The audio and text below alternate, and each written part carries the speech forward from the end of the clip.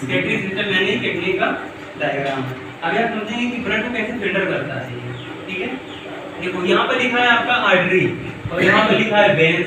आपको क्या है, जो आर्टरी है वो ऑक्सीजनेटेड ब्लड को कैरी करती है और जो वेन्स है वो डीऑक्सीजनेटेड ब्लड को कैरी करती है, ठीक है। यहाँ पर आर्टरी जो है वो शुद्ध ब्लड यानी कि ऑक्सीजनेटेड ब्लड को कैरी तो करती है, लेकिन हम यहाँ पर इसको डर्टी ब्लड बोलते हैं।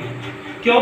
क्योंकि यहाँ पर जो भी वेस्ट प्रोडक्ट होता है, जब आप जानते हो कि आर्टरी जो है और ये वेन्स है, जो हमारा हार्ट होता है एक तो इंफीरियर वेना के पास होता है, एक इंफीरियर एओर्टा होती है, ये दोनों वही वेन्स हैं, मेन वेन्स होती है ना, सीधी पाइप में पड़ी होती है।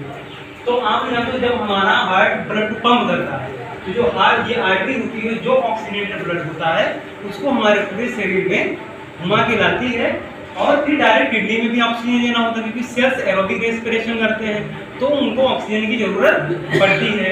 लेकिन साथ साथ क्या होता है, ऑक्सीजन तो होता है इसमें, लेकिन डीऑक्सीजनेटेड को डर्टी ब्लड इसलिए कहते हैं क्योंकि उसमें जो भी वेस्ट प्रोडक्ट है वो ही कलेक्ट करके लाती है। और जो वेन्स है, यहाँ पर वेन्स को हम यहाँ पर शुद्ध ब्लड कहेंगे।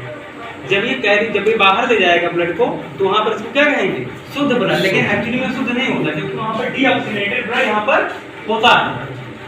आप समझ पा रहे हैं इस बात को? यानी कि जो वेन्स है जो ले जाएगी ब्लड, अब इसलिए हम पहले बताया था कि आप कंफ्यूजन ना हो समझने के बाद। यानी कि जो वेन्स है जो ब्लड को ले जाएगी वो शुद्ध ब्लड होगी लेकिन डीऑक्सीजनेटेड होगी।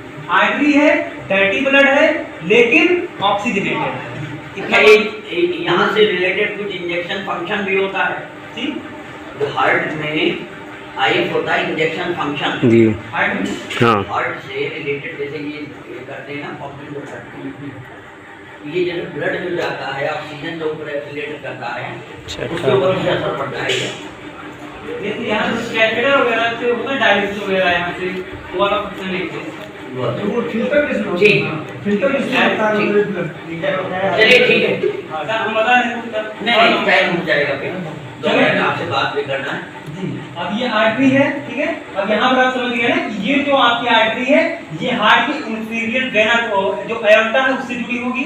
दो पाइप होती है हार्ट में, ध्यान रखना, एक एओर्टा जिसको हम इंफीरियर एओर्टा कहेंगे, एक इंफीरियर वेना केवा होती है, वही वेन्स यहाँ पर है, ठीक है। अब होगा क्या कि जो आर्टरी से ब्लड आएगा और दोनों किडनियों में ये यहाँ पर डिवाइड हो जाता है। इसको हम रीनल आर्टरी कहते हैं। यहाँ पर हमको यहाँ पर रीनल में लिखे हुए हैं क्योंकि जगह कम है नहीं लिख पाए, इसको रीनल वेन कहते हैं। यहाँ पर हम आर्टरी लिखे, जब ये डिवाइड हो जाएगी तो उस स्थान को हम रीनल आर्टरी और यहाँ पर रीनल वेन कहेंगे। यानी कि रीनल आर्टरी एक शाखा इसमें जाएगी, एक शाखा इसमें जाएगी, सेम